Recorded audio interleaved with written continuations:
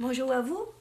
Aujourd'hui, c'est mercredi, puis je voulais vous parler concernant cette belle petite brebis qu'on voit là. Un jour, je m'en allais au garage, et puis quand ça allait arriver, c'est qu'il n'y avait pas aucune brebis dans le coin, là, absolument rien. Aucune ferme de brebis, à ma connaissance, puis que j'avais pas vu ça. Je passais toujours dans les mêmes chemins. Puis un jour, je vois une grosse brebis, aussi belle qu'elle. Puis là, elle est sur mon chemin, puis je m'en allais travailler au garage. J'arrête, à plein milieu de la rue. Je vois la brebis, je débarque. Qu'est-ce que tu fais là, ma belle? Elle s'en vient coller sur moi.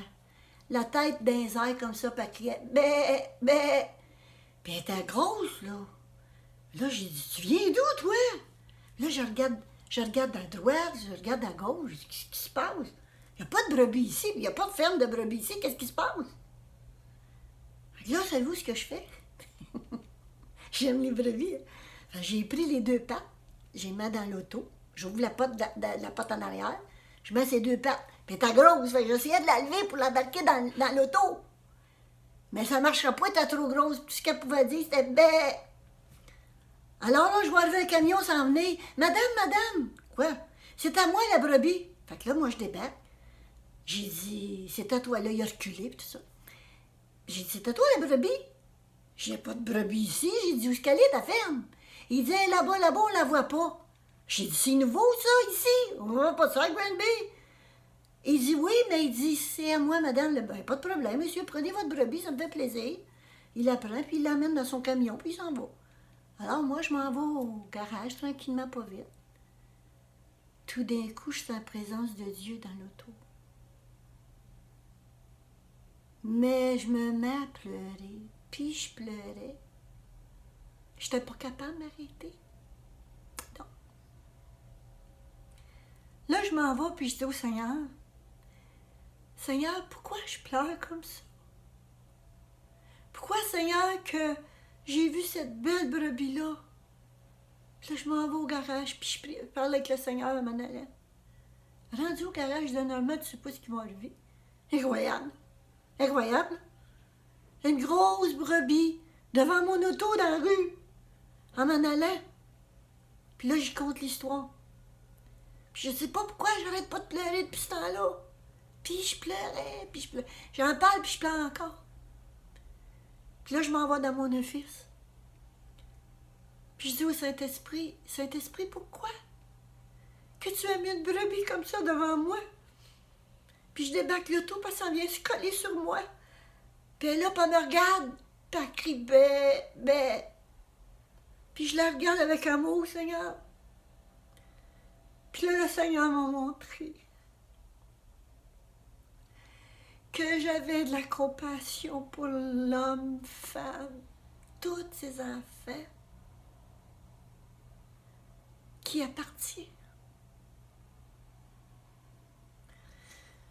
Il montrait que j'étais une petite bergère, que j'aimais ces brebis. Puis c'est vrai. Pas parce que je suis quelqu'un, non, non, non, non, non, non, non, non, non, non. On est tous ces enfants. Mais ce moment-là, quand ça m'est arrivé, c'est comme une révélation dans mon cœur que j'avais. Puis là, les années ont passé. J'ai toujours eu compassion des gens. C'est le fruit de l'esprit. Vous savez, c'est comme le COVID-19 qu'on vit maintenant. On allait à l'église avant. Puis, quand on allait à l'église, ben là, on peut se poser des questions. Moi, il y en a une qui me fatiguait beaucoup, beaucoup, beaucoup à l'époque. C'est quand j'attendais à prêcher la parole, puis que l'Esprit de Dieu parlait dans mon cœur, puis que je pleurais, là, tout le temps. Ben, presque tout le temps, écoutez. La parole de Dieu est vivante. Je vous l'ai dit, elle est vivante. Puis lorsque le prédicateur est en avant, puis il prêche la parole, normalement, on est touché dans nos cœurs, parce que nos cœurs sont ouverts. Puis ça m'a porté à faire des réflexions, genre, comment se fait, Seigneur, il y en a qui, ça les touche pas. Je comprends pas. Je comprends pas.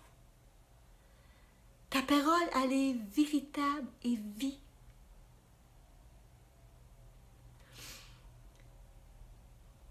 Puis ça nous fait réfléchir à savoir, Seigneur, l'Église, c'était-tu une réunion sociale? Est-ce que c'était parce que on a un certain ministère ou une fonction dans l'Église? Est-ce que c'était, Seigneur, parce qu'on se disait, ben, on sert dans l'Église?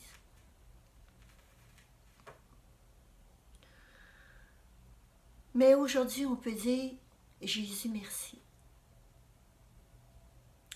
On est tout seul dans notre maison? Puis on crie au Seigneur Jésus. Puis c'est là qu'il va voir ses véritables enfants. Les véritables enfants de Dieu vont crier à lui, vont s'approcher de lui. Puis moi, qui avec une petite brebis de rien, là, je m'approche du Seigneur Jésus. Avant, j'allais dans une église à Granby. J'ai été voir mon pasteur, mais avant de partir, j'ai prié, c'est sûr, j'ai prié, j'ai dit, Seigneur, j'ai dit, est-ce que tu faut que je vais continuer à aller là? Puis le Seigneur, il m'avait dit de me retirer. Il avait ses raisons. Puis là, mon fils commençait à aller à l'université à Montréal. Je voulais pas, moi, qu'il arrête d'aller à l'église. Quand tu as un enfant, tu veux pas qu'il s'éloigne trop.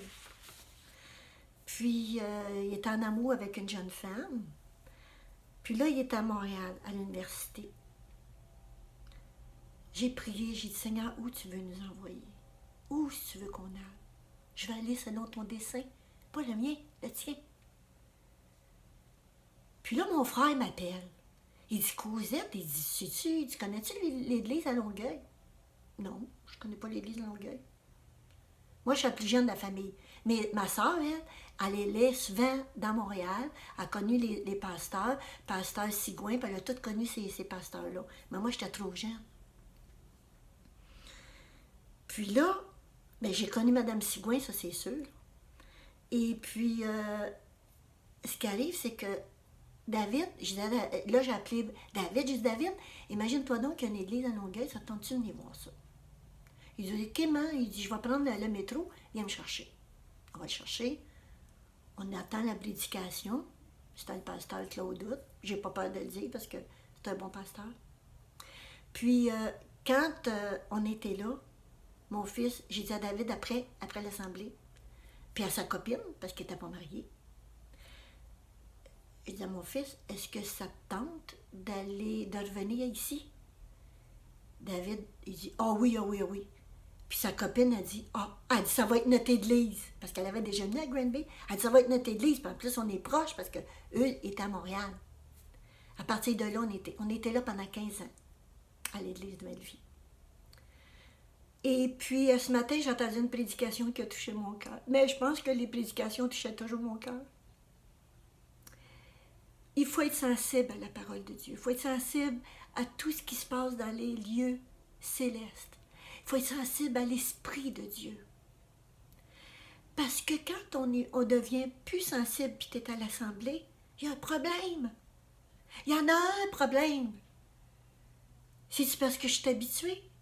C'est-tu parce que je suis habituée de servir? C'est-tu parce que je veux du social? Mais là, tout est arrêté. Tout est arrêté. Puis on attend encore les prédications sur Internet. Gloire à Dieu, ils sont là pour ça. Gloire à Dieu.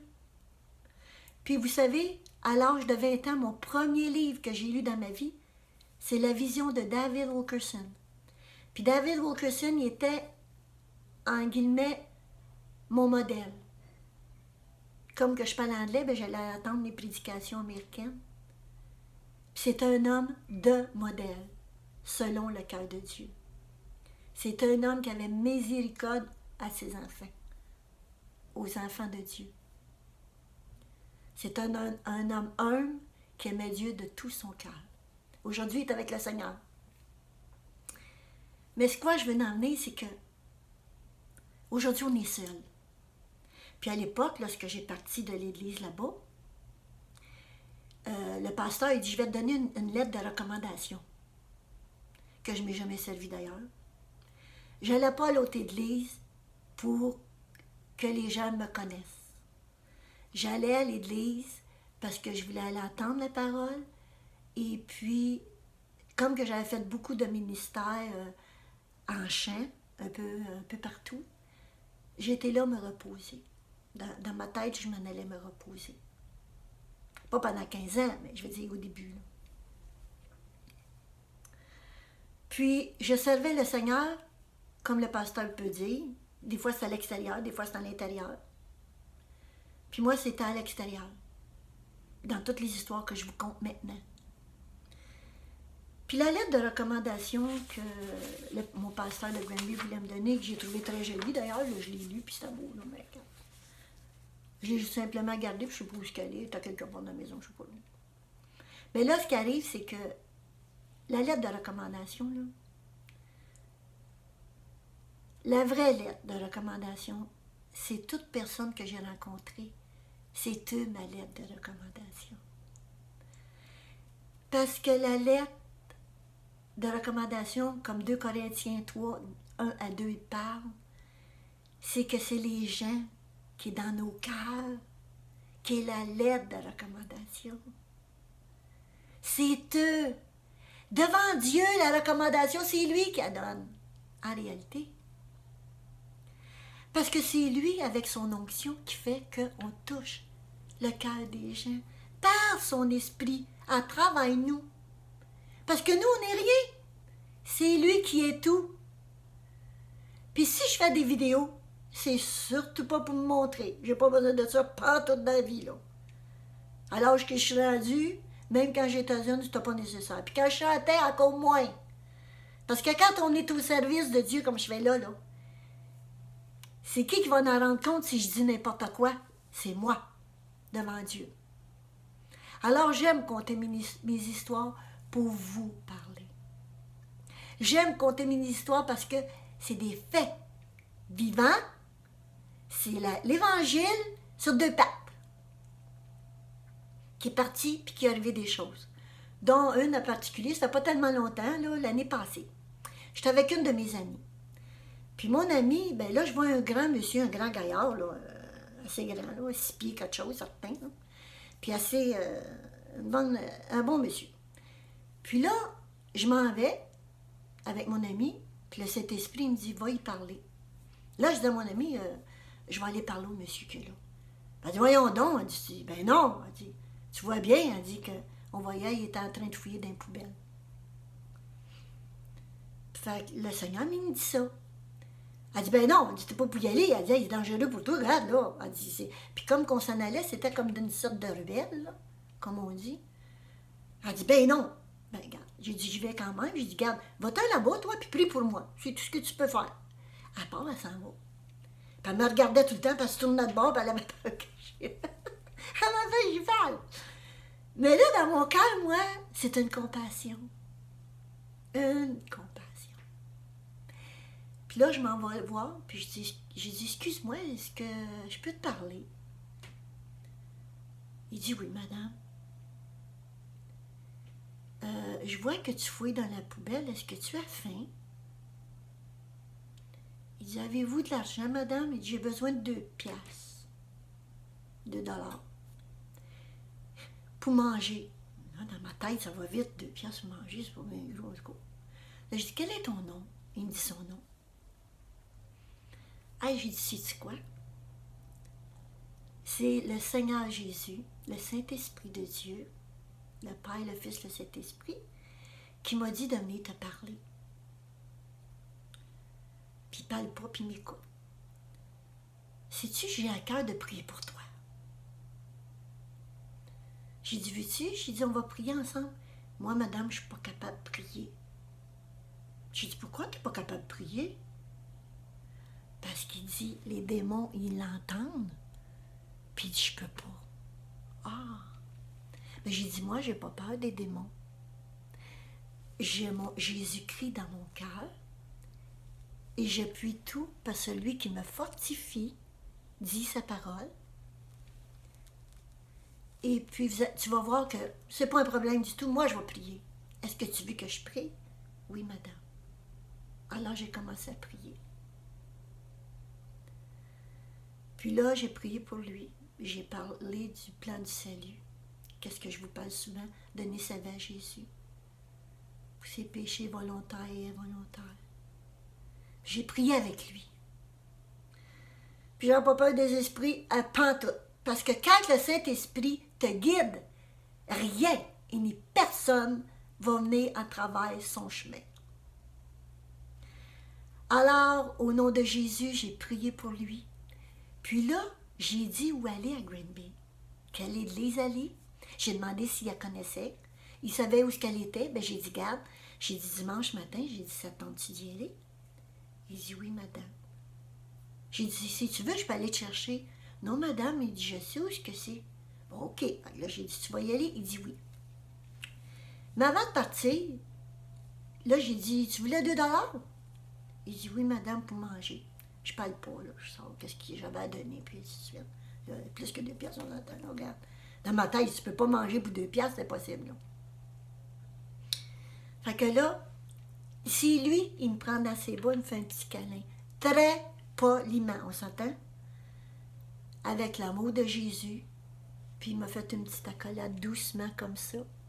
Puis il dit, madame, je vous remercie. Il part, puis il s'en va. Là, je compte ça à mon mari, le grand gaillard qui se promène. Puis là, moi, je dis à mon ami, puis tu vois, il n'y a rien arrivé. Puis là, mon ami, elle faisait commencer à connaître le Seigneur. Elle dit, non, mais j'ai prié pour toi, par exemple. Elle dit, je ne voulais pas qu'il t'arrive rien. Rien pouvait m'arriver. Parce que j'ai été selon la volonté de Dieu. Il n'y avait personne qui était tout seul dans la ruelle. On s'en fout, là. Dieu, il est là. C'est pas moi qui voulais l'arrêter. C'est le Seigneur qui m'a dit d'arrêter. C'est pas la même chose. C'est pas la même chose. Alors là, je compte ça à mon mari. Puis je dis au Seigneur, remets-les sur mon chemin. J'aimerais ça qu'il s'aille encore sur mon chemin. Là, on s'en va, moi puis mon mari. Je dis, il est là, il est là, il est là. Je dis, fais le tour du carré, puis j'ai dit, on va les voir. Fait que là, j'y vais. Je dis son nom. Je dis, allô, comment ça va? Il dit, ça va bien, madame. J'ai dit, te souviens-tu de moi? Il dit, oui, madame. Fait que là, on a parlé un peu. Et puis, je l'ai présenté à mon mari. Puis là, ben, on s'est en allé. Et puis, ah oui, il m'a dit, il était bien content. Il dit, je vous remercie d'avoir arrêté pour me parler. J'ai dit, veux-tu qu'on y aille te reconduire? Ça nous ferait plaisir d'aller te reconduire où tu restes. Non, non, madame, il dit, je vais y aller toute seule. Ben, c'est correct. Vous savez, c'est comme ça la vie chrétienne. C'est qu'on est une lettre vivante. Avec 2 pattes, une lettre avec 2 pattes, qui se promène partout. Puis que Dieu utilise selon son dessein. Pas le mien, le sien. Puis c'est ça qui est grand. Puis moi, je vous encourage. On va faire la prière que j'ai faite avec notre ami, si vous voulez. C'est bon de la faire souvent. Même moi, je la fais souvent. Seigneur Dieu Tout-Puissant, je viens te présenter toute personne qui écoute cette vidéo, Seigneur. Où qu'il soit. Seigneur, je te demande, non par ma force, mais par ton esprit, dit l'Éternel. Par ton esprit, Seigneur, je te demande humblement de toucher les cœurs maintenant. Les cœurs de compassion. Et Seigneur, s'il y en a qui ont tellement été blessés, tu connais tes brebis. Elles te connaissent, Seigneur. Ou qui ont été blessés, que ce soit n'importe où, dans une église ou n'importe où ailleurs. Je te demande, Seigneur Jésus, de les réconforter maintenant. Et Père, Seigneur, Saint-Esprit de Dieu, Dieu Tout-Puissant, moi, Cosette, je demande pardon à l'Église. Ta vraie Église, c'est-à-dire pas un bâtiment, pas un nom de dénomination. Je demande pardon à des chrétiens que je peux avoir blessés volontairement ou involontairement dans ma vie. Je demande pardon à l'Église, comme dit ta parole.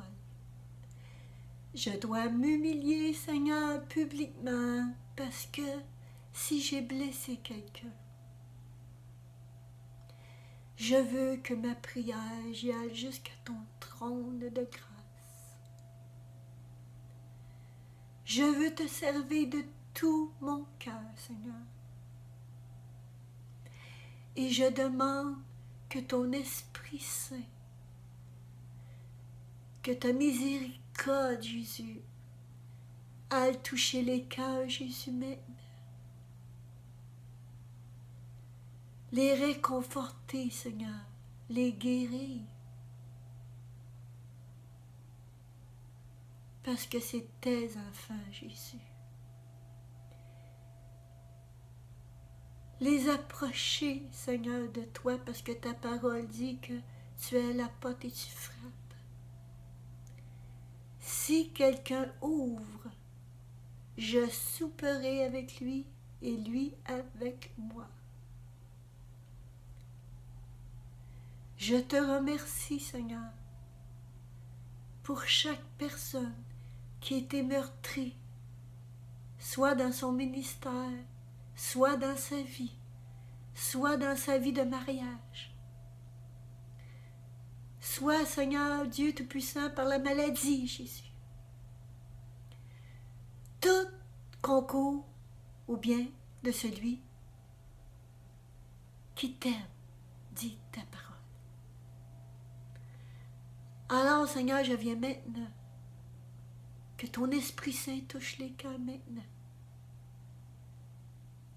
Qu'ils sentent, Seigneur, que ta présence est là. Et que tu délivres, tu guéris. Et tu oins sur leur tête, Seigneur, ton huile douce. Ton huile de guérison, Seigneur. Qui va jusqu'au cœur. Et que ta bonté, ta miséricorde, Seigneur, et que tes fruits, Seigneur, puissent germer dans le cœur. Et là où il y avait un cœur de pierre, Seigneur, tu le changes en cœur de chair. Je te remercie, Jésus, de nous avoir donné l'amour assez pour donner ta vie pour nous, Jésus, afin que notre nom soit écrit dans le livre de vie. Pardon, Seigneur, pour les péchés volontaires et involontaires que quelqu'un peut avoir fait. Cette prière, Seigneur, est qu'une prière de cœur, Jésus, d'âme et d'esprit. Je te loue, Père, et je te dis merci pour chaque brebis que tu connais et qui te connaît, Seigneur. Que la gloire soit à toi seul, au siècle des siècles, Jésus. Amen et amen. Merci, Père. À bientôt. Je vous aime et soyez bénis.